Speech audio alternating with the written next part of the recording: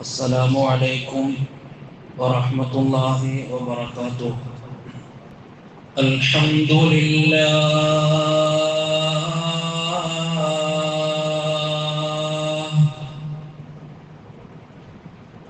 الحمد لله علي الذات عظيم الصفات سمي السمات كبير الشان جليل القدر رفيع الذكر مطاع الأمر جلي البرهان نحمده ونستعينه ونؤمن به ونتوكل عليه ونعوذ بالله من شرور أنفسنا ومن سيئات أعمالنا من يهده الله فلا مضل له ومن يضلله فلا هادي له ونشهد أن لا إله إلا الله وحده لا شريك له ونشهد أن سيدنا محمدا عبده ورسوله رب اشرح لي صدري ويسر لي أمري واحلل عقدة من لساني يفقه قولي. قال الله سبحانه وتعالى في كلامه العزيز أعوذ بالله من الشيطان الرجيم بسم الله الرحمن الرحيم إن أول بيت وضع للناس للذي ببكة مباركا وهدى للعالمين. صدق الله مولانا العظيم. قال نبينا محمد صلى الله عليه وسلم الحجاج وفد الله فإن سألوا أعطاهم إن دعوا استجيب لهم وإن شفعوا شفعوا أو كما قال رسول الله صلى الله عليه وسلم. പരമകാരുണികനും പരമദയാലുവും പരമാധിപതിയും പരമാധിനാഥനുമായ പടച്ച റബ്ബ് നമ്മുടെയൊക്കെ ജീവിതത്തിൽ വന്നുപോയിട്ടുള്ള മുഴുവൻ അപരാധങ്ങളെയും അബദ്ധങ്ങളെയും റബ്ബിൻ്റെ ഔദാര്യം കൊണ്ട് വിട്ടുപുറത്തു മാപ്പാക്കി നൽകി അനുഗ്രഹിക്കുമാറാകട്ടെ. പരിശുദ്ധവും പരിപാവനവുമായ ദിവസത്തിൽ നാം ഓരോരുത്തരും ഒരുമിച്ച് കൂടിയതുപോലെ അവൻ്റെ അവർണ്ണനീയമായ അതുല്യമായ അനുഗ്രഹങ്ങളെല്ലാം നിറഞ്ഞു തുളുമ്പുന്ന ഹബീബ് മുഹമ്മദ് മുസ്തഫ സല്ലല്ലാഹു അലൈഹി വസല്ലമ തങ്ങൾ എന്ന ഏറ്റവും വലിയ അനുഗ്രഹമുള്ള ആ സ്വർഗലോകത്തിൽ നമ്മിൽ നിന്ന് മൺമറഞ്ഞു പോയ നമ്മുടെ പ്രിയപ്പെട്ടവരോടൊപ്പം ഒരുമിപ്പിക്കുമാറാകട്ടെ. അസുഖങ്ങളായി ആശുപത്രികളിലും വീടുകളിലുമായി കഴിയുന്ന ഒരുപാട് ആളുകൾ ദുആ കൊണ്ട് വസിയത്ത് ചെയ്തവരുണ്ട്. അല്ലാഹു എല്ലാവരുടെയും അസുഖങ്ങളെ അവരുടെ പ്രയാസങ്ങളെ എല്ലാം ശിഫാഹ് നൽകി അനുഗ്രഹിക്കുമാറാവട്ടെ. ഈ ഇരിക്കുന്നയാരെയും ഇവിടെ ഇരിക്കുന്ന ആളുകളുമായി ബന്ധപ്പെട്ടവരെയും ആരെയും അല്ലാഹു കിടപ്പാകുന്ന രോഗങ്ങളെ തൊട്ട് കാക്കുമാറാകട്ടെ. ഉള്ളതെല്ലാം വിറ്റുപിറക്കി ചികിത്സിക്കുന്ന അസുഖങ്ങളെ തൊട്ട് നമ്മെയും നമ്മുടെ സന്താന പരമ്പരകളെയും അങ്ങനെയുള്ള അസുഖങ്ങളെ തൊട്ടെല്ലാം അല്ലാഹു കാത്തു രക്ഷിക്കുമാറാകട്ടെ. ലോകത്തിന്റെ വിവിധ ഭാഗങ്ങളിൽ ആക്രമണങ്ങളൊക്കെ അനുഭവിക്കുന്ന പ്രയാസങ്ങൾ അനുഭവിക്കുന്ന പ്രിയപ്പെട്ടവർക്കെല്ലാം അല്ലാഹു അവന്റെ സഹായവും നൽകി അനുഗ്രഹിക്കുമാറാകട്ടെ. പ്രിയപ്പെട്ട മുഅ്മിനീങ്ങളെ, അല്ലാഹുവിന്റെ അനുഗ്രഹത്താൽ ഒരു വെള്ളിയാഴ്ച സുദിനം കൂടി നമ്മളിലേക്ക് എത്തിയിരിക്കുന്നു. പരിശുദ്ധമായ സമയത്തിലൂടെയാണ് നാം ഇപ്പോൾ കടന്നുപോയിക്കൊണ്ടിരിക്കുന്നത്. പരിശുദ്ധ റമദാൻ കഴിഞ്ഞതിന് ശേഷം ഒരു മാസം പിന്നിട്ട് കഴിഞ്ഞു. ശവ്വാൽ എന്ന് പറയുന്ന മാസം കഴിഞ്ഞു പോയി. നമ്മളിപ്പോൾ നിലകൊള്ളുന്ന മാസം എന്നത് മുസ്ലിമീങ്ങളെ സംബന്ധിച്ചിടത്തോളം, ഒരു വിശ്വാസിയെ സംബന്ധിച്ചിടത്തോളം, അവന് എല്ലാ അവസ്ഥയിലും നോക്കേണ്ട ഒരു കല്യാണം വന്നാലോ അല്ലെങ്കിൽ അവനുമായി ബന്ധപ്പെട്ട എന്ത് കാര്യം നടന്നാലോ അതിനെല്ലാം പ്രാമുഖ്യം നൽകേണ്ട ഒരു കലണ്ടറാണ് അറബി കലണ്ടർ, ഹിജ്രി കലണ്ടർ എന്ന് നമുക്കറിയാം. നബിതങ്ങൾ ഹിജ്റ ചെയ്തതിന് ശേഷമുള്ള വർഷങ്ങളിൽ വന്നത് അടിസ്ഥാനപ്പെടുത്തിയുള്ള കലണ്ടർ. നമ്മളിപ്പോൾ നിലകൊള്ളുന്ന മാസം പരിശുദ്ധമായ ശവ്വാലിന് ശേഷമുള്ള ദുൽഖഅദ് മാസത്തിലാണ്. ഒരുപാട് ശ്രേഷ്ഠതകളുള്ള മാസമാണ് പരിശുദ്ധമായ ദുൽഖഅദ് മാസം. പ്രിയപ്പെട്ടവരെ, ഏറ്റവും വലിയ ശ്രേഷ്ഠത നിങ്ങളെ പരിചയപ്പെടുത്താതെ തന്നെ നിങ്ങളുടെ മനസ്സിലേക്ക് ഇപ്പോൾ വന്നു കാണും. നിങ്ങളെ പരിചയപ്പെടുത്താതെ മനസ്സിലേക്ക് വരുന്നു എന്ന് പറഞ്ഞതിന് ഒരു കാരണം അത് നിങ്ങൾക്ക് തന്നെ ഇപ്പോൾ മനസ്സിലായി കാണും. എല്ലാവരും പോകാൻ കൊതിക്കുന്ന, എല്ലാവരും പോകുവാനായി ദുആ ചെയ്യുന്ന, പലരും പോയ പരിശുദ്ധമായ മക്കയിലേക്ക് ഹജ്ജിന് വേണ്ടി പുറപ്പെടുന്ന മാസമാണ് പരിശുദ്ധമായ ദുൽഖഅദ് മാസം എന്ന് നമുക്കറിയാം. നമ്മുടെ നാട്ടിൽ നിന്നൊക്കെ ഒരുപാട് ആളുകൾ വിശുദ്ധമായ ഗേഹം ലക്ഷ്യമാക്കി അവിടത്തേക്ക് പുറപ്പെടുന്നുമുണ്ട്.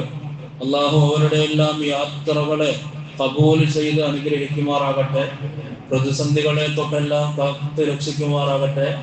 പോകാൻ ആഗ്രഹിക്കുന്ന ഹൃദയങ്ങളാണ് എൻ്റെ മുന്നിലുള്ളതും അതുപോലെ നാമുമായി ബന്ധപ്പെട്ടവരും.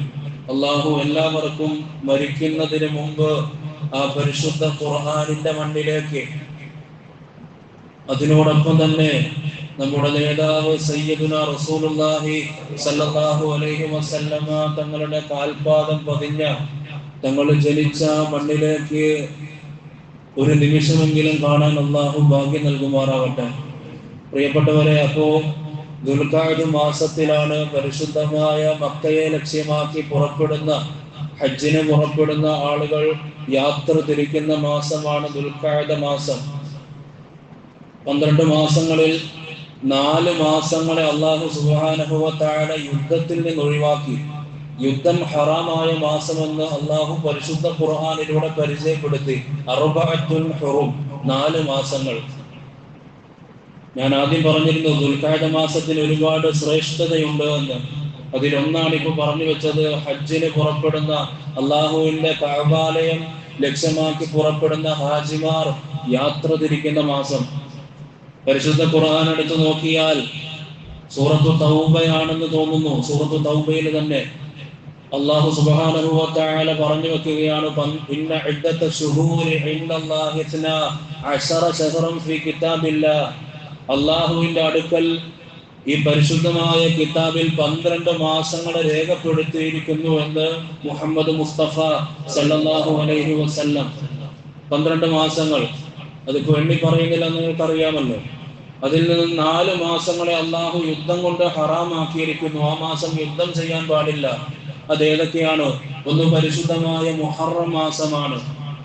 മുഹറം അതായത് ഹിജ്രി കലണ്ടറിന്റെ തുടക്കം, നമ്മുടെ പുതുവത്സര ദിനം, ആ മാസം എന്ന് വേണമെങ്കിൽ പറയാം. നമുക്കൊരു പുതുവർഷമുണ്ടല്ലോ. ആ പുതുവർഷം തുടങ്ങുന്നത് സത്യവിശ്വാസിയെ സംബന്ധിച്ചിടത്തോളം മുഹറം മാസത്തിലാണ്, ജനുവരി അല്ല. അപ്പൊ മുഹറം മാസത്തിൽ അല്ലാഹു സുബ്ഹാനഹു വ തആല യുദ്ധം ചെയ്യുന്നത് ഹറാമാക്കി. മറ്റൊരു മാസത്തെ അല്ലാഹു തെരഞ്ഞെടുത്തത് പരിശുദ്ധമായ റജബ് മാസത്തെയാണ്. റജബ് മാസത്തിൽ യുദ്ധം ചെയ്യുന്നത് അല്ലാഹു ഹറാമാക്കിയിരിക്കുന്നു. കാരണം റജബ് എന്നുള്ളത് അല്ലാഹുവിന്റെ മാസമാണ്. മറ്റു 2 മാസങ്ങൾ, ഒന്ന് ദുൽഖഅദ് മാസമാണ്. കാരണം ദുൽഖഅദ് മാസത്തിൽ യുദ്ധം ചെയ്യുന്നത് എൻ്റെ കഅബാലയം ലക്ഷ്യമാക്കി വരുന്ന ഹാജിമാർക്ക് ബുദ്ധിമുട്ടുണ്ടാക്കും. അങ്ങനെ എന്തെങ്കിലും ഒരു അസ്വസ്ഥത പുറപ്പെട്ടാൽ അവർ വല്ലാതെ വിഷമിക്കും. അത് കാരണമാക്കി അള്ളാഹു ദുൽഖഅദ് മാസത്തിലും, യാത്ര തിരിക്കുന്ന മാസമായതുകൊണ്ട് ദുൽഖഅദ് മാസത്തിൽ അള്ളാഹു ഹറാമാക്കി യുദ്ധത്തെ. ശ്രേഷ്ഠത അപ്പോൾ തന്നെ മനസ്സിലായല്ലോ. പിന്നെ മറ്റൊന്ന് ദുൽഹജ്ജ് മാസം. ദുൽഹജ്ജ് മാസത്തിൽ അവിടെ നിന്ന് ഹജ്ജ് പൂർത്തീകരിച്ച് മഗ്ഫൂറായി പാപം പുറത്തവരായി ഒരു കുഞ്ഞിനെ പോലെ, ഒരു ഉമ്മയുടെ ഗർഭാശയത്തിൽ നിന്ന് വന്ന കുഞ്ഞിനെ പോലെ അവർ തിരികെ വരുമ്പോ അവർക്കൊന്നും സംഭവിക്കാൻ പാടില്ല. അവർ സുരക്ഷിതരായി തന്നെ എത്തണമെന്ന നീയത്തോടു കൂടി റബ്ബൊരു വിധി പുറപ്പെടുവിച്ചു. അതാണ് 4-ാമത്തെ മാസം യുദ്ധം ഹറാമാക്കിയത്, ദുൽഹജ്ജ് മാസം എന്ന് പറഞ്ഞത്. പ്രിയപ്പെട്ടവരെ, ഹജ്ജിന് പോകുന്ന ഹാജിമാരുടെ ആ പ്രതിഫലവും ഈ ഹജ്ജിന് പോകുന്ന സ്ഥലങ്ങളുടെ മഹത്വവും നമ്മൾ ശരിയായി മനസ്സിലാക്കണം. കാരണം നമുക്ക് പോകാൻ കഴിയില്ല എന്ന മനസ്സോടുകൂടി ഒരിക്കലും ജീവിക്കാൻ പാടില്ലല്ലോ. ഇസ്ലാം കാര്യങ്ങൾ 5 5 ഫർളാണ്. 1 ഷഹാദത്ത് കലിമയാണ്, മറ്റ് 4 ഓരോ കർമ്മങ്ങളാണ്. അതിൽ 1-ാമത്തേത് നിസ്കാരമാണ്, 2-ാമത്തേത് നോമ്പാണ്, 3-ാമത്തേത് സക്കാത്താണ്, 4-ാമത്തേത് ആദ്യത്തേത് പറഞ്ഞു പോയി. ആ അടിസ്ഥാനത്തിലാണ് 1 2 3 4 എന്ന് ഞാൻ എണ്ണുന്നത്. 1 ഷഹാദത്ത് കലിമ, 2 നിസ്കാരം, 3 നോമ്പ്, 4 സക്കാത്ത്, 5 പരിശുദ്ധമായ ഹജ്ജാണ്. പ്രിയപ്പെട്ടവരെ, ഹജ്ജ് നമ്മുടെ മേൽ ഫർള് ഐനായ ഒരു ഘടകമാണല്ലോ. നിസ്കാരം പോലെ തന്നെ ഫർള് ഐനാണ്. അതിൽ നിന്ന് തടിയാലും ഉടലാലും സമ്പന്നതയാലും ഒക്കെ ശരിയായാൽ അവിടേക്ക് എത്തണമെന്ന് ഒരു നിബന്ധന. എന്നിരുന്നാലും നമ്മളൊക്കെ മറ്റ് ആവശ്യങ്ങൾക്ക് വേണ്ടിയല്ല നമ്മുടെ സമ്പത്തിനെ ചെലവഴിക്കുന്നവരാണ്. എന്തുകൊണ്ട് ഫർദ് ഐനായ ഒരു കാര്യത്തിന് വേണ്ടി ചെലവഴിക്കാത്തതെന്തേ എന്നുള്ള ഒരു ചോദ്യം നമ്മുടെ നഫ്സിനോട് ചോദിക്കേണ്ടതുണ്ട്. കാരണം പോകുന്ന നാട് എത്ര സുന്ദരമാണ്, പോകുന്ന ആ നാടിന്റെ ആ ഉടമസ്ഥന്റെ കലാമ്, സംസാരം ഇറങ്ങിയ ആ മണ്ണ് എത്ര പരിശുദ്ധമായിരിക്കും, എത്ര അമലുകൾ. പ്രിയപ്പെട്ടവരെ, ഹജ്ജിന് പോകുന്നവർ, അതുപോലെ പോകാൻ ആഗ്രഹിക്കുന്നവർ എപ്പോഴും പഠിക്കേണ്ട ഒരു കാര്യമാണ്, ഹജ്ജ് എന്ന് പറയുന്നത് ശരീരം കൊണ്ടുള്ള ഒരു അമലല്ല.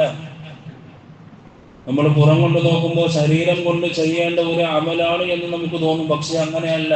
ഉലമാക്കൾ പഠിപ്പിക്കുന്നു, അൽ ഹജ്ജു റഹലത്തുൽ ഖുലൂബ്, അതാണ് അള്ളാഹുവിന് വേണ്ടതും. ഹജ്ജ് എന്നത് അള്ളാഹുവിന്റെ ഹദീസിന്റെയും അതുപോലെ പരിശുദ്ധമായ ഖുർആനിന്റെയും അടിസ്ഥാനത്തിൽ ഉലമാക്കൾ രേഖപ്പെടുത്തി. ഹജ്ജിന്റെ അടിസ്ഥാനം റഹലത്തുൽ ഖുലൂബ്, ഹൃദയങ്ങളുടെ യാത്രയാണ് ഹജ്ജ് എന്ന് പരിശുദ്ധ ഉലമാക്കൾ രേഖപ്പെടുത്തുന്നു. ഒരു മനസ്സാണ്, ഹൃദയത്തിന്റെ അമലാണ് ഹജ്ജ് എന്നത്. ഹജ്ജിന് പോകുന്ന ഹാജിമാർ, അതുപോലെ പോകാൻ ആഗ്രഹിക്കുന്ന എന്റെ മുന്നിലിരിക്കുന്ന പ്രിയപ്പെട്ടവരെ, നിങ്ങൾ പോകുന്നതിന് മുമ്പ് ഒരു ഇബ്രാഹിമായി മാറേണ്ടതുണ്ട്. അള്ളാഹുവിനോട് അടുത്ത ഒരു ചങ്ങാതി, ഖലീലുള്ളാഹ്, അള്ളാഹുവിന്റെ പ്രവാചകന്മാരിൽ അള്ളാഹുവിന്റെ ചങ്ങാതി, അള്ളാഹുവിനോട് അടുത്തയാൾ എന്നറിയപ്പെട്ടിരുന്ന ഒരു പ്രവാചകനാണ് ഇബ്രാഹിം നബി അലൈഹിസ്സലാം. പോകുന്നതിന് മുമ്പ് ഓരോരുത്തരും ഒരു ഇബ്രാഹിമായി മാറണം. എന്നിരുന്നാലേ ആ ഹജ്ജ് പൂർണ്ണമാകും. കാരണം ഇബ്രാഹിം നബിയുടെ ത്യാഗസ്മരണയോടുകൂടി, അതുപോലെ എല്ലാ കാര്യങ്ങളും, ഒരുപാട് പരീക്ഷണങ്ങൾ നേരിട്ടവരാണെന്ന് നമുക്കറിയാം. ഓരോ ബലിപെരുന്നാൾ വരുമ്പോഴും അതെല്ലാം നമ്മുടെ ഹൃദയങ്ങളിലേക്ക് ആഴ്ന്നിറങ്ങുന്നതുമാണ്. തവക്കുലിന്റെ മാതൃകയാണ് സയ്യിദുന ഇബ്രാഹിം നബി അലൈഹിസ്സലാത്തു വസ്സലാം. പ്രിയപ്പെട്ടവരെ, ഹജ്ജിന് പോകുന്നവരും അതുപോലെ പോകാൻ ആഗ്രഹിക്കുന്ന ആളുകളും ഒന്നാമതായി പോകുന്നതിന് മുമ്പ് ഒരു ഇബ്രാഹിമായി മാറണം. കാരണം ഹൃദയം കൊണ്ടുള്ള അമലാണ് ഹജ്ജ് എന്നത്.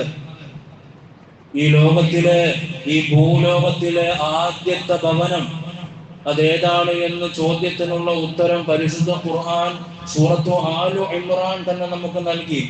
ഇന്ന അവ്വല ബൈത്തിൻ മുദിഅ ലിന്നാസ് ലല്ലദീ ബിബക്കത്ത മുബാറക. അല്ലാഹുവിന്റെ പരിശുദ്ധമായ ഖുർആൻ പറയുകയാണ്, ഇന്ന അവ്വല ബൈത്തിൻ മുദിഅ ലിന്നാസ്, ജനങ്ങൾക്ക് വേണ്ടി ഈ ഭൂലോകത്തിൽ വെക്കപ്പെട്ട ആദ്യ ഭവനം ഏതെന്നറിയുമോ? ബിബക്കത്ത മുബാറക. മക്കയുടെ മറ്റൊരു പേരാണ് ബക്ക എന്നത്. പലർക്കും അറിയില്ലായിരിക്കാം. അള്ളാഹുവിന്റെ പരിശുദ്ധ ഖുർആൻ പരിചയപ്പെടുത്തിയ പേരാണ് ബക്ക. ബക്കയുടെ അർത്ഥം എന്താ? കാരണം എല്ലാ നാടുകളിൽ നിന്നും സമ്പന്നരും അതുപോലെ ഇടത്തരക്കാരും ഏറ്റവും പാവപ്പെട്ട ആളുകൾ പോലും അള്ളാഹുവിന്റെ കഅബയെ ലക്ഷ്യമാക്കി എവിടേക്ക് വരും? എത്ര വലിയ കൂടിയ വസ്ത്രങ്ങൾ ധരിച്ച ആളാണെങ്കിലും മീറ്ററിന് എത്ര ലക്ഷം രൂപ വരുന്ന അല്ലെങ്കിൽ എത്ര 1000 രൂപ വരുന്ന ഡ്രസ്സാണെങ്കിലും അവിടത്തേക്ക് എത്തുമ്പോ ഒരു മുണ്ടും ഒരു മേൽപ്പുതപ്പും മാത്രം ധരിച്ച് റബ്ബിന്റെ ഭവനത്തിലേക്ക് എത്തുന്ന അടിമകളെ കുറിച്ചൊന്ന് ആലോചിക്കും പ്രിയപ്പെട്ടവരെ. എല്ലാ നാടുകളിലും അതിന് വെറും തുച്ഛമായ വിലയാണ് ഇഹ്റാം വസ്ത്രത്തിന്, ഒത്തിരി വിലയിലേക്കൊന്നും പോകില്ല. എങ്ങനെയുള്ള ആളുകളാണ് അത് ധരിച്ചിട്ട് അള്ളാഹുവിന്റെ മുന്നിലേക്ക് എത്തുന്നത്, ഈ ഭൂലോകത്തിലെ ആദ്യ ഭവനത്തിലേക്ക് എത്തുന്നത്? ഇന്ന അവ്വല ബൈത്തിൻ വുദിഅ ലിന്നാസ്, അതിനൊരു കാരണമാണ് ഈ പേര് കൊടുക്കാൻ തന്നെ. എല്ലാവരും സമ്പന്നരും എല്ലാ രീതിയിലുള്ള ആളുകളും അള്ളാഹുവിന്റെ മുന്നിലേക്ക് പഞ്ചപുച്ഛമടക്കി തല കുനിച്ച് വന്ന് ഖേദിച്ച് നിൽക്കുന്നത് കൊണ്ടാണ് അള്ളാഹു സുബ്ഹാനഹു വ തആല ബക്ക എന്നൊരു പേര് നൽകിയത്. കരഞ്ഞുകൊണ്ട് വരുന്ന സ്ഥലം അല്ലെങ്കിൽ ഖേദിച്ച് വരുന്ന സ്ഥലം ഉംറയ്ക്ക് പോയവർക്കും ഹജ്ജിന് പോയവർക്കും എല്ലാം അറിയാം. അവിടേക്ക് പോകുമ്പോൾ കൂടെയുള്ള അമീർമാര് ആ പരിശുദ്ധമായ ഹറമിലേക്ക് കയറുന്നതിന് മുമ്പ് പറയും, നിങ്ങളൊന്ന് തല കുനിക്കണം. ഇനി നിങ്ങൾ പൊക്കേണ്ടത് ആ പരിശുദ്ധമായ ഹറം കാണുമ്പോൾ, അള്ളാഹുവിന്റെ ആ വിശുദ്ധ ഗേഹം കാണുമ്പോഴായിരിക്കണം. പോയവർക്കറിയാം. കാരണം അവിടേക്ക് പോയി ആദ്യം കാണുന്നത് ആ പരിശുദ്ധമായ ഗേഹമായിരിക്കണം. ഭൂമിയിലെ ആദ്യത്തെ ഭവനം അള്ളാഹുവിന്റെ ഭവനം. മലക്കുകൾ പണിത, പിന്നീട് പ്രവാചകന്മാരെല്ലാം സന്ദർശിച്ച പരിശുദ്ധമായ മക്കയുടെ നാട്ടിലേക്ക് എത്തുമ്പോ ഒരു മുഅ്മിനിനെ സംബന്ധിച്ചിടത്തോളം എന്തെന്നില്ലാത്ത ആഹ്ലാദവും സന്തോഷവും ഒക്കെയാണ്. കണ്ണുനീർ തടങ്ങൾ കൊണ്ട് അവിടത്തേക്ക് കയറി ചെല്ലണം. നിങ്ങൾ അവിടെ എത്തുമ്പോ തല കുനിച്ചിരിക്കുന്ന തല ഉയർത്താൻ അമീർ പറയും. അങ്ങനെ ഉയർത്തുമ്പോ നിങ്ങൾ ആ സുന്ദരമായ ആ കറുപ്പ് സുന്ദരമായ കില്ലയില് പുതച്ചു കിടക്കുന്ന പരിശുദ്ധമായ ഗേഹം കാണുമ്പോ നിങ്ങൾ ദുആ ചെയ്യണം. ആ ദുആ അല്ലാഹു ഒരിക്കലും തള്ളപ്പെടാത്ത ദുആയാണെന്ന് മുഹമ്മദ് മുസ്തഫ സല്ലല്ലാഹു അലൈഹി വസല്ലം. പോകാൻ ആഗ്രഹമുണ്ട്, പക്ഷെ പൈസയില്ല. ദുആ ചെയ്യും പ്രിയപ്പെട്ടവരെ. എത്രയോ ആളുകൾ പൈസ ഇല്ലാതെ അവിടേക്ക് എത്തിയിരിക്കുന്നു. ഏതെങ്കിലും ഒരു സമ്പന്നനുമായി അല്ലാഹു എപ്പോഴെങ്കിലും ഒരു ബന്ധം തന്നാൽ ആ സമ്പന്നൻ പോകുമ്പോ എന്റെ അടുത്ത സുഹൃത്തല്ല നീ, എന്റെ കൂടെ ഹജ്ജിന് പോര് എന്ന് പറഞ്ഞു കൊണ്ടുപോയാൽ അതൊരു ഭാഗ്യമല്ലേ? നിങ്ങളുമായി ബന്ധപ്പെടുന്ന പലരും, നിങ്ങളിൽ കൂട്ടുകാരൊക്കെ പണമുള്ളവരുണ്ടല്ലോ, നിങ്ങൾ പോയിട്ടില്ലല്ലോ, അല്ലെങ്കിൽ ഉംറയ്ക്ക് പോയിട്ടില്ലല്ലോ, എന്റെ കൂടെ വരുന്നു എന്നുള്ള ഒരു ചോദ്യം മതി ആ ദുആ കബൂൽ ചെയ്യാൻ. അള്ളാഹു ചിന്തിക്കാൻ ബോധം നൽകുമാറാവട്ടെ. അതുകൊണ്ട് പോകാൻ എപ്പോഴും ആഗ്രഹം വെക്കുക. അവിടത്തേക്ക് പോകുന്ന ഹാജിമാർക്ക് വല്ലാത്ത ശ്രേഷ്ഠതയാണ്. ഈ മാസം പകുതി കഴിയുമ്പോൾ മുതൽ നമ്മുടെ നാട്ടിൽ നിന്ന് പുറപ്പെടും. ഓരോ ഹാജിമാരെയും ഞാൻ പറയുന്നത് അങ്ങനെ തന്നെ പറയൂ. നമ്മുടെ നാട്ടിൽ നിന്ന് പോകുന്ന ഓരോരുത്തരോടും പോയി ദുആ കൊണ്ട് വസിയത്ത് ചെയ്യണം. കാരണം റബ്ബിന്റെ ഭവനത്തിലേക്ക് യാത്ര തിരിക്കുന്ന അള്ളാഹുവിന്റെ സംഘമാണ്. ഞാൻ പറഞ്ഞതല്ല, മഹാനായ നബി മുഹമ്മദ് മുസ്തഫ സല്ലല്ലാഹു അലൈഹി വസല്ലമ തങ്ങളുടെ വാക്കാണ്. അൽ ഹുജ്ജാജു വഫദുല്ലാഹ്, ഹാജിമാർ അള്ളാഹുവിന്റെ സംഘമാണ്. ഹാജിമാർ അള്ളാഹുവിന്റെ സംഘമാണ്. ഫൈൻ സഅലൂ, അവരവിടേക്ക് പോയി എന്ത് ചോദിച്ചാലും അഅതാഹും, അവർക്ക് നൽകപ്പെടുന്നതാണ് എന്ന് കരളിന്റെ കഷ്ണം നബി മുഹമ്മദ് മുസ്തഫ സല്ലല്ലാഹു അലൈഹി വസല്ലം. തീർന്നില്ല, അവിടെ കൊണ്ട് നബി തങ്ങൾ നിർത്തിയതുമില്ല. വഇൻ ദഅഉ, അവിടേക്ക് പോയി എന്ത് ദുആ ചെയ്താലും ഉസ്തുജീബ ലഹും, അവർക്ക് മറുപടി നൽകപ്പെടുക തന്നെ ചെയ്യുമെന്ന് മഹാനായ നബി മുഹമ്മദ് മുസ്തഫ സല്ലല്ലാഹു അലൈഹി വസല്ലം. വഇൻ ശഫഉ, അവർ ആർക്കെങ്കിലും വേണ്ടി ശുപാർശ ചെയ്താൽ ശുഫിഉ ലഹും, അവർക്ക് ശുപാർശ സ്വീകരിക്കപ്പെടുന്നതാണെന്ന് മുഹമ്മദുർ റസൂലുള്ളാഹ് സല്ലല്ലാഹു അലൈഹി വസല്ലം. കാരണം ആ പോകുന്ന നാടിന്റെ മഹിമയാണ്. എല്ലാ പ്രവാചകന്മാരുടെയും കളിത്തൊട്ടിലാണ് മക്ക എന്ന് പറയുന്ന പുണ്യമായ സ്ഥലം. അല്ലാഹുമ്മ ഹ്ദിന സിറാത്തൽ മുസ്തഖീം. പരിശുദ്ധ ഖുർആനിലെ ഒരു ആയത്തിൽ നമുക്ക് പലതായി കാണാൻ സാധിക്കും. സൂറത്തുൽ ഫാത്തിഹയിൽ പോലും കാണാം ഇഹ്ദിന സിറാത്തൽ മുസ്തഖീം. ഗസാലി എന്ന് പറയുന്ന ഇമാം സിറാത്തുൽ മുസ്തഖീം എന്ന പദത്തിന് അർത്ഥം കൊടുക്കുന്നത് ശൈത്താൻ അല്ലാഹുവുമായി ഒരു കരാർ ചെയ്യുകയാണ്. സിറാത്തുൽ മുസ്തഖീമിൽ അടിമകളുടെ ഇടയിൽ അവരുടെ അമലുകളെ മുടക്കം വരുത്താൻ ഞാൻ അവിടെ വന്ന് പതിയിരിക്കുമെന്ന് ശൈത്താൻ കരാർ ചെയ്യുകയാണ്. സിറാത്തുൽ മുസ്തഖീം ഏതെന്നുള്ള ചോദ്യത്തിന് മഹാനായ ഗസാലി ഇമാം നൽകുന്ന മറുപടി, സിറാത്തുൽ മുസ്തഖീം എന്നത് പരിശുദ്ധമായ മക്കയിലേക്കുള്ള പാതയാണ്. മക്കയിലേക്ക് പോകുന്ന ഹാജിമാർ എന്തൊക്കെ അമലുകൾ ചെയ്യുന്നോ അതിനെല്ലാം മുടക്കാൻ ശൈത്താൻ കിടന്ന് പരിശ്രമിക്കുമെന്ന് മഹാനായ നബി മുഹമ്മദ് മുസ്തഫ സല്ലല്ലാഹു അലൈഹി വസല്ലമ തങ്ങൾ പഠിപ്പിക്കുകയാണ്. പ്രിയപ്പെട്ടവരെ, മഹാനായ സയ്യിദുനാ ഉമർ ഇബ്നുൽ ഖത്താബ് റളിയല്ലാഹു തആല അൻഹു ഉംറയ്ക്ക് പോകുവാനായി ഒരുങ്ങുകയാ. റസൂലുള്ളാഹിയെ കാണാനായി ഓരോ സഹാബത്തിനെയും കാണുന്നു, ദുആ കൊണ്ട് വസിയത്ത് ചെയ്യുന്നു. അവസാനം മസ്ജിദുൻ നബവിയിൽ ഇരിക്കുന്ന ഹബീബിന്റെ അടുക്കലേക്ക് പോവുകയാ. ഹബീബിന്റെ അടുക്കലേക്ക് പോയി ദുആ കൊണ്ട് വസിയത്ത് ചെയ്യുന്നു, അല്ലാഹുവിന്റെ റസൂലേ, പരിശുദ്ധമായ മക്കയിലേക്ക് ഞാൻ പോവുകയാണ്, എനിക്ക് ദുആ ചെയ്യണേ ഹബീബേ. മഹാനായ സയ്യിദുനാ ഉമറിനെ ചേർത്ത് വിളിച്ച് ഹബീബ് മുഹമ്മദ് മുസ്തഫ സല്ലല്ലാഹു അലൈഹി വസല്ലമ തങ്ങൾ തിരിച്ചു പറയുന്നു, എനിക്കൊന്ന് ദുആ ചെയ്യണേ ഉമറേ. ആരാ പറയുന്നത്? സ്വർഗ്ഗത്തെ ഉദ്ഘാടനം ചെയ്യുന്ന മനുഷ്യനായ നബി മുഹമ്മദ് മുസ്തഫ സല്ലല്ലാഹു അലൈഹി വസല്ലം മഹാനായ ഉമറിനോട് അങ്ങനെ പറയുമ്പോ കുതിരപ്പുറത്ത് നിന്ന് ചാടിയിറങ്ങി റസൂലിന്റെ അരികിലേക്ക് വന്നിട്ട് പറയുന്നു, ആരെ മറന്നാലും അങ്ങയെ മറക്കുമോ ഹബീബേ? അങ്ങയെ മറക്കാൻ സാധിക്കുമോ റസൂലേ? കാരണം ഞാൻ പോകുന്ന നാടിന്റെ ഉടമ അങ്ങയല്ലേ ആ പരിശുദ്ധമായ മക്കയെ അത്രത്തോളം സുന്ദരമാക്കി മാറ്റിയത്. മദീനയിൽ ചെന്നപ്പോ മദീനയെയും അങ്ങനെ മാറ്റിയില്ല ഹബീബേ. പ്രിയപ്പെട്ടവരെ, അംർ ഇബ്നുൽ ആസ് റളിയല്ലാഹു തആല അൻഹു എന്ന് പറയുന്ന ഒരു സഹാബിയുണ്ട്. ഈജിപ്തിലെ വിജയം കൈവരിച്ച, ഈജിപ്തിൽ ഭരണം കൈവരിച്ച സഹാബിയാണ് അംർ ഇബ്നുൽ ആസ് റളിയല്ലാഹു തആല അൻഹു. അദ്ദേഹത്തിന്റെ ഖബർ അദ്ദേഹം പറഞ്ഞതനുസരിച്ച് മറ്റൊരു സഹാബിയുടെ പേരിൽ പണി കഴിപ്പിച്ച പള്ളിയിലാണ്. ഉഖ്ബത്ത് ബിൻ ആമിറുൽ ജുഹനി റളിയല്ലാഹു തആല അൻഹു ഈജിപ്തിലെ ഓൾഡ് കൈറോ നഗരത്തിലാണ് മഹാനായ അംർ ഇബ്നുൽ ആസ് റളിയല്ലാഹു തആല അൻഹുവിന്റെ മഖ്ബറയുള്ളത്. അദ്ദേഹത്തിന്റെ ഖബറിന്റെ മുകളിൽ ഇങ്ങനെ എഴുതി വെച്ചിട്ടുണ്ട്, എന്റെ ആവശ്യപ്രകാരമാണ് ഇവിടെ ഖബറടക്കാൻ ഞാൻ പറഞ്ഞത്. കാരണം മഗ്രിബിൽ നിന്നും പടിഞ്ഞാറ് ഭാഗത്തു നിന്നും വരുന്ന ആഫ്രിക്കൻ രാജ്യത്തിൽ നിന്നും വരുന്ന ഹാജിമാർ അവര് ഹജ്ജിന് വേണ്ടി ലക്ഷ്യമാക്കി പോകുന്ന വഴിയാണ് എന്നെ അടക്കം ചെയ്യപ്പെട്ടിട്ടുള്ള ഈ ഉഖ്ബത്ത് ബിൻ ആമിർ എന്ന് പറയുന്ന മസ്ജിദ്. ഇവിടെ അടക്കം ചെയ്യാൻ ഞാൻ പറഞ്ഞതിന്റെ കാരണം ഈ ഹാജിമാര് പോകുമ്പോ എന്നെ ഒന്ന് സിയാറത്ത് ചെയ്യാൻ കയറുമല്ലോ. അള്ളാന്റെ റസൂലിന്റെ സഹാബിയല്ല, എന്നെ സിയാറത്ത് ചെയ്യാൻ കയറുമല്ലോ. ഹാജിമാരുടെ ദുആ പ്രതീക്ഷിച്ചാണ് ഞാൻ ഇവിടെ എന്റെ ഖബർ അടക്കണമെന്ന് പറഞ്ഞതെന്ന് മഹാനായ അംർ ഇബ്നുൽ ആസ് റളിയല്ലാഹു തആല അൻഹു പറയുകയാണ്. പ്രിയപ്പെട്ടവരെ, അതുകൊണ്ട് പോകാൻ ആഗ്രഹിക്കുക പരിശുദ്ധമായ മണ്ണിലേക്ക്. ഒരു കുടുംബത്തിന്റെ അമലുകൾ നിറഞ്ഞു നിൽക്കുന്ന മണ്ണാണത്. ആരൊക്കെയാണോ കുടുംബം?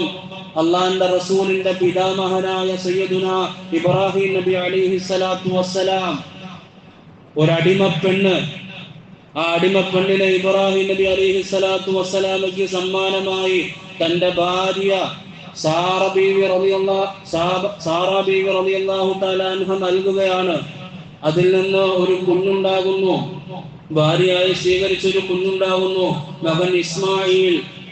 അവര് ചെയ്ത, ആ മൂവരും ചെയ്ത അമലാണ് പരിശുദ്ധമായ മക്കയിൽ നമുക്ക് എപ്പോഴും കാണാനാവുക. എല്ലാം അത്ഭുതമല്ല, മക്കയിലെ എല്ലാം അത്ഭുതമാണ്. അതുകൊണ്ട് തന്നെ നമ്മുടെ നാട്ടിൽ നിന്നെല്ലാം പോകുന്ന ആളുകൾക്ക് അള്ളാഹുവിന്റെ അടുക്കൽ വളരെ ശ്രേഷ്ഠതയുണ്ട്. കാരണം അള്ളാഹുവിന്റെ സംഘമാണെന്ന് പറഞ്ഞത് മഹാനായ സയ്യിദുനാ റസൂലുള്ളാഹി സല്ലല്ലാഹു അലൈഹി വസല്ലമ തങ്ങളാണ്. ഒരുപാട് കാര്യങ്ങള് അവിടേക്ക് പോകുമ്പോൾ അവർക്ക് ചോദിക്കാനുണ്ടാകും. അതിൻ്റെ കൂടെ നമ്മളും അവരോട് ദുആ കൊണ്ട് വസിയത്ത് ചെയ്യണം. അതുകൊണ്ട് പ്രിയപ്പെട്ടവരെ, ഏറ്റവും നല്ല വാക്കിൽ നിങ്ങളോട് ഞാൻ സൂചിപ്പിക്കുകയാണ്, അങ്ങനെ പോകുന്നവരെ നിങ്ങൾ പോയി കാണുക, അവരോട് നമ്മുടെ ആവശ്യങ്ങൾ പറഞ്ഞ് ദുആ കൊണ്ട് വസിയത്ത് ചെയ്യുക. അള്ളാഹു ഭാഗ്യം നൽകി അനുഗ്രഹിക്കുമാറാകട്ടെ. അതുകൊണ്ട് പരിശുദ്ധമായ മക്കയിലേക്കും പുണ്യമായ മദീനയിലേക്കുമൊക്കെ നമുക്കൊന്ന് പോകാനും അവിടെയുള്ള അമലുകൾ ചെയ്യാനും, അതുപോലെ മരണത്തിന് മുമ്പായി ഒരു ഹജ്ജോ ഒരു ഉംറയോ നിർവഹിക്കുവാനും അള്ളാഹു തൗഫീഖ് നൽകി അനുഗ്രഹിക്കുമാറാകട്ടെ. മക്കയിലെ എല്ലാ അമലുകളും പൂർത്തീകരിച്ചതിന് ശേഷം പിന്നെ ഇവിടെ നിന്ന് പോകുന്നവരോട് അതിന്റെ അമീർമാർ പറയും, നിങ്ങൾ വരുമ്പോ ഒരു പുതിയ ഡ്രസ്സ് കരുതണം. പോയവർക്കറിയാം, ഒരു പുതിയ ഡ്രസ്സ് കരുതണം. ആ പുതിയ ഡ്രസ്സ് എപ്പോഴാണ് നിങ്ങൾ ഇടേണ്ടതെന്നറിയുമോ? നിങ്ങൾ മക്കയിലെ എല്ലാ അമലുകളും പൂർത്തീകരിച്ച് ഇഹ്റാമിന്റെ വസ്ത്രമെല്ലാം അഴിച്ചു വെച്ച് കഴിഞ്ഞ് നിങ്ങൾ മദീനയിലേക്ക് പോകുമ്പോൾ ആ വസ്ത്രം ഇടണം. കാരണം നമ്മൾ പോകുന്നത് നമ്മുടെ നേതാവിന്റെ അടുക്കലേക്കാണ്. മഹാനായ നബി മുഹമ്മദ് മുസ്തഫ സല്ലല്ലാഹു അലൈഹി വസല്ലമ തങ്ങളുടെ നാട്ടിലേക്കാണ്. അവിടെ തങ്ങളെ സിയാറത്ത് ചെയ്യുമ്പോൾ ഏറ്റവും പരിശുദ്ധമായ നിലയിൽ നമ്മൾ അവിടേക്ക് എത്തണം. കാരണം വിങ്ങുന്ന ഒരു ഹൃദയമായി മദീനയിലേക്ക് പോകുമ്പോൾ നമ്മൾ ചൊല്ലിയ സലാത്ത് ഈ നാട്ടിലിരുന്ന് ചൊല്ലുമ്പോൾ അവിടെ ചെല്ലുമ്പോൾ നേരിട്ട് ചൊല്ലുകയാണല്ലോ. അവിടെ ചെല്ലുമ്പോൾ മുഹമ്മദ് എന്ന പദം നമ്മൾ ഇവിടെ ഇരുന്ന് ചൊല്ലുമ്പോൾ സല്ലല്ലാഹു അലൈഹി വസല്ലം എന്ന് ചൊല്ലാറുണ്ട്. പക്ഷേ അവിടെ പോയിരുന്ന് ചൊല്ലുമ്പോൾ അതൊരു അനുഭൂതിയാണ് പ്രിയപ്പെട്ടവരെ. ഒരുപാട് ആളുകളെ കാണാൻ സാധിക്കും ആ നാട്ടിലേക്ക് പോകുമ്പോൾ. കറുത്ത വർഗക്കാർ, അതുപോലെ വെളുത്ത വർഗക്കാർ മക്കയിലും മദീനയിലും എല്ലാ നാടുകളിൽ നിന്നും അവിടത്തേക്ക് ഒഴുകുകയല്ലേ. ഒരൊറ്റയാളുടെ വിളിയാണ് ഇത്രമേൽ ആളുകളെ ഖിയാമത്ത് നാൾ വരെ അള്ളാഹു എത്തിക്കുന്നത്. ആരുടെ വിളിയാ? സയ്യിദുനാ ഖലീലുല്ലാഹി ഇബ്രാഹിം നബി അലൈഹി സ്വലാത്തു വസ്സലാമിനോട് അള്ളാഹു പറഞ്ഞില്ലേ, വഅദ്ദിൻ ഫിന്നാസി ബിൽ ഹജ്ജി യഅതൂക റിജാല വഅലാ കുല്ലി ളാമിരി യഅതീന മിൻ കുല്ലി ഫജ്ജിൻ അമീഖ്. ഇബ്രാഹിമേ, നീ വിളിക്കുക. അപ്പൊ ചോദിച്ചു, എന്റെ വിളി എങ്ങനെ ഈ ഭൂലോകത്ത് കേൾക്കും? അല്ലാഹ് വിളിക്കേണ്ടത് നീ, എത്തിക്കുന്നത് ഞാനാണ് ഇബ്രാഹിം. അതുകൊണ്ട് വിളിക്കേണ്ട ചുമതല നീ പൂർത്തീകരിക്കുക. ഇബ്രാഹിം നബി അലൈഹിസ്സലാം വിളിച്ചു. ഈ ലോകരെ അള്ളാഹു കേൾപ്പിച്ചു. ലക്ഷക്കണക്കിന് ആളുകൾ ഇപ്പോഴും മദീനയിലേക്കും മക്കയിലേക്കും ഒഴുകി നടക്കുന്നു. അത് ഖിയാമത്ത് നാൾ വരെ സംഭവിക്കുകയും ചെയ്യും. അള്ളാഹു എപ്പോഴെങ്കിലും ഒരുമിച്ച് കൂടുന്ന ആ വിഭാഗത്തിൽ നമ്മെയും നാമുമായി ബന്ധപ്പെട്ടവരെയും ഉൾപ്പെടുത്തി അനുഗ്രഹിക്കുമാറാകട്ടെ. ആ മദീന സിയാറത്ത് ചെയ്യാൻ അല്ലാഹു തൗഫീഖ് നൽകുമാറാകട്ടെ. പ്രിയപ്പെട്ടവരെ, മദീനയിലേക്ക് പോകാൻ ആശിക്കണം. മദീനയിലേക്ക് പോകാൻ ആശിക്കുന്നവരെ മദീന മാടി വിളിക്കുമെന്നാണ്.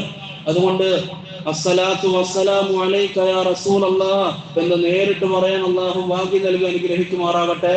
കേട്ട കാര്യങ്ങളും പറഞ്ഞ കാര്യങ്ങളൊക്കെ ജീവിതത്തിൽ എപ്പോഴും ഗുണപാഠമായി കൊണ്ടു നടക്കുവാനും അതുപോലെ അമലിൽ കൊണ്ടുവരുവാനും അല്ലാഹു തൗഫീഖ് നൽകുമാറാകട്ടെ.